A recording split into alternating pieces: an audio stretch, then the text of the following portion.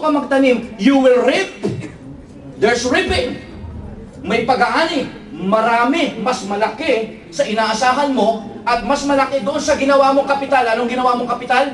Pag-offer mo ng buhay sa Kanya. Nakakasabay po ba tayong lahat ngayon? Amen.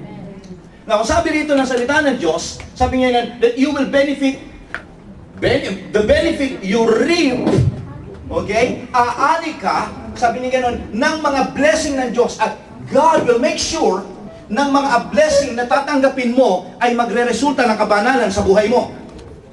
Kaya nga po ang Diyos, inaano niya, siya ang nagbabalance sa atin kung sapat na o kaya mo nang tanggapin ang pagpapalang Kanyang ibibigay sa iyo. Ang Panginoon po, meron po siyang timing. Hindi niya pwedeng ibigay kagad yung bagay na gusto mo sa ngayon. Dahil nalalaman niya kung ito'y makakabuti sa iyo o makakasama sa iyo. Kaya nga madalas kong in-explain, kung yung aking bunsong si Diyos ay sinabi isang araw, Daddy, gusto ko lang magmaneho ng kotse mo. As much as I want to give him the heart, para manehohin niya, hindi pa pwede. Dahil madidisgrasya siya. Kahit paturuan ko siya kung paano umapak ng silinyador. Okay? Hindi niya kakayanin. Makakasama lang sa kanya. That's it, mga kapatid ko. Hindi agad-agad ibibigay ng Diyos ang mga bagay na gusto mo kung ito'y makakasama sa iyo. That's one thing about God. That's good thing about God. He will give you blessing and He will allow you to reap blessing that will lead you to holiness. Are you here? Amen. Okay? Kaya kung mayroong mang hinihingi tayo ngayon dito, at hindi mo nakukuha pa sa mga oras na ito, isa lamang ang sasabihin ko sa iyo, hindi mo pa panahon. At hindi pa gusto ng Panginoon para sa iyo. Are you here? Amen. Nandyan po ba kayo? Sapagkat ang pinag-uusapan natin dito, mga anak ng Diyos, ay pagsuko.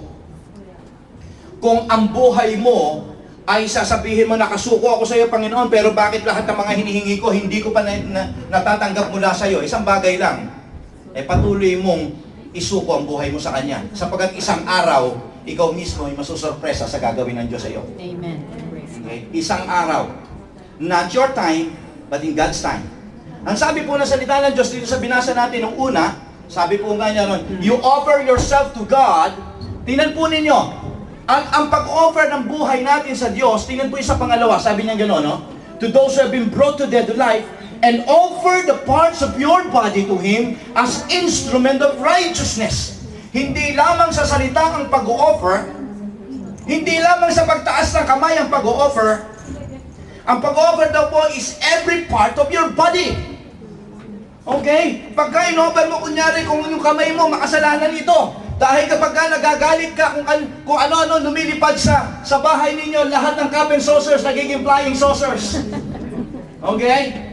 At siguradong may mga babasagin na makikinabang, malalaman mo ang babasagin. Okay, dahil mga mababasag sila. Okay, you have to offer every part of your body sa Panginoon. Okay, kinakailangan ba i-offer natin ang ating mga mata? O baka maaari pagka nagagalit tayo, ang ating bibig ang dapat nating i-offer sa Panginoon. Okay? Sapagkat ang pangalan mo, ang apelyido mo ay Nakata, pero pagka nagagalit ka, ang apelyido mo na ay Nakamura. I mean, gusto ko makita natin dito. Tingnan natin yung dapat nating i-offer sa ating Panginoon. Hello? Nandyan ba kayo, mga anak ng Diyos?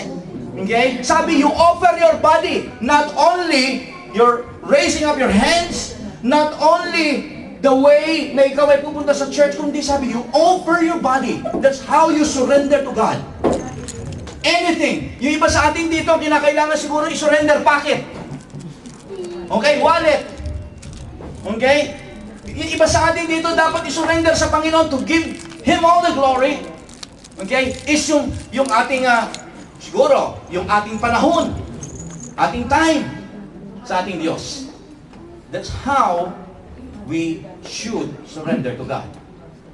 Sapagkat ang sabi ng salita ng Diyos, kapag ikaw daw po ay nag-surrender, yung offer na yan, alam po ninyo sa Greek word, ang ibig sabihin yan is to put at one's disposal.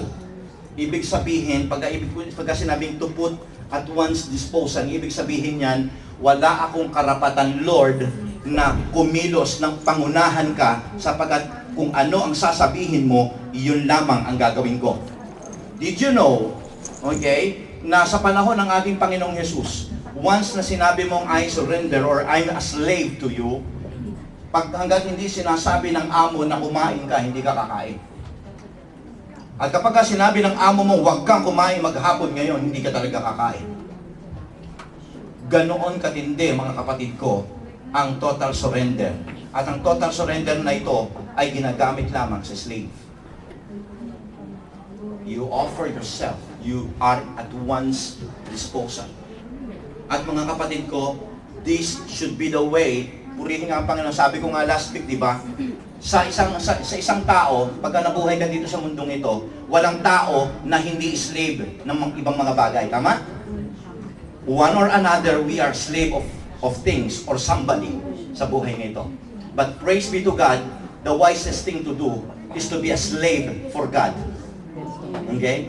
Because wala nang bubuti pang amo sa mundong ito, kundi walang iba kundi ang ating Panginoong Jesus. Amen. Siya ang the best na amo sa buhay na ito. Okay? Alam po ninyo, isang bagay madalas pinag-uusapan namin ng aking misis. Praise God sapagkat ang boss natin, sabi ko kay Steloy nyo, ang boss natin walang iba kundi ang ating Panginoon. Well, kung kinuha natin yung ating, nagtrabaho tayo sa ating mga degree, well, of course, siguro, we can go places, pero mas masarap na ang direktang amo natin ang ating Panginoon. Okay. Kaya, sa oras mong ito, ano ang mangyayari kapag ka ikaw ay nakasuko sa Panginoon? Una, okay? The knowledge of truth. God will reveal to you, God will show to you the knowledge of truth. Sapagkat, hindi nyo ba napansin nung tayo ay nakakilala sa Panginoon? Just the very first time na ikaw ay tumanggap sa ating Panginoong Jesus. Before, nung wala kang relasyon sa Diyos, ano ang salita ng Diyos sa iyo? Ano ang Biblia sa iyo? Di ba baliwala sa iyo yung Biblia? Dahil kahit anuman ang bagay na basahin mo rito, hindi mo naunawaan? Di po ba? Sabihin mo, ano ba itong Biblia na ito?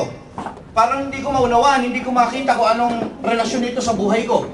Tapos dadagdagan pa ng iba na magsasabing, hindi nyo mauunawaan yan. Kaming mga nag-aral na 10 taon ang nakakaunawa niyan. Kaya kami na lang ang pakinggan ninyo. Di mas lalo ka magugulumihanan. Tama po ba? Okay? Kaya baliwala sa iyo, hindi mo nakikita ang katotohanan at relasyon ng salita ng Diyos sa buhay mong ito dito sa ibabaw ng mundo. Para bagang ang binabasa mo ay galing sa ibang planeta at ikaw walang relasyon sa iyo yung binabasa mong yon. But suddenly, nung nakakilala ka sa Panginoon, suddenly, nagkaroon ng buhay ang salita ng Diyos sa iyo. Unti-unti mong nauunawaan ang ibig sabihin at relasyon ng salita ng Diyos sa buhay mo. Tama po ba? Amen. Bigla ka nagkaroon ng interes at unti-unting nabuksan ang iyong isipan tungkol sa Diyos. Alam niyo po kung bakit? Sapagkat nung tumanggap ka sa ating Panginoon, ang Diyos ay pumasok sa iyo at siya ay nagsilbing liwanag. Lahat ng mga kadiliman na dulot ng kasalanan, lahat ng mga pagkakatali na ginawa ng dyablo sa atin, biglang inalis niya nung siya ay pumasok sa ating puso. Okay? Sabi po ng salita ng Diyos sa John. Okay? Sabi niyo, John chapter 1 John chapter 1 verse 5. For God is light and in Him there is no darkness. Yung dilim na dinulot ng kasalanan natin ay nung humingi tayo ng kapatawaran sa Panginoon, nung tinanggap natin siya, nung pumasok ang ating Panginoong Hesus, ang kanyang presensya ay nagbigay ng liwanag ngayon. That's the reason why yung cloud, yung dilim na pag binabasa natin ang Biblia, hindi natin maunawaan, suddenly